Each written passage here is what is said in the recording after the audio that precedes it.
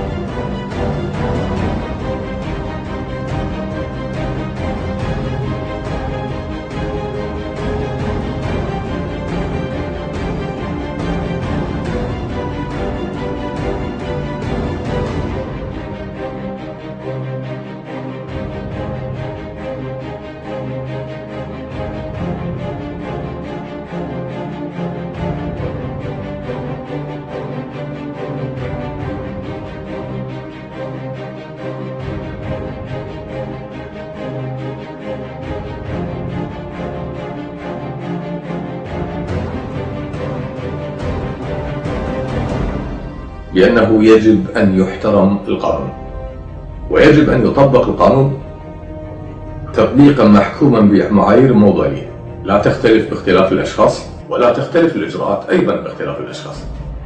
قضت محكمة الجنح في جلستها التي عقدت اليوم ببراءة 5 من ضباط وأفراد القوات الخاصة من الاعتداء على النائب عبيد الوسمي في قضية أحداث ديوان الحربش. وكان الوسمي قد تقدم برفع دعوى قضائية ضد ما اعتبره اعتداء عليه من القوات الخاصة أثناء وجوده في ديوان نائب الحربش في ديسمبر من العام 2010 بمنطقة سليبخات. وكان تقرير الاتهام الذي أعدته النيابة العامة في القضية تضمن اتهاما لعدد من أفراد القوات الخاصة بالاعتداء على النائب الوسمي. أن شروط المواطنة الصالحة تستوجب منا كمواطنين أن نطالب السلطات باحترام القانون واحترام الدستور، لأن ضمانات الحرية عبارة عن عقد بين الحاكم والمحكوم. يكفي استخدام القضاء واستخدام النيابة واستخدام المباحث واستخدام رجال الأمن لقمع الحريات وإهانة الناس. لكي تحترم السلطة يجب أن تحترم السلطة نفسها، ولذلك الاحترام لا يطلب من أشخاص غير محترمين.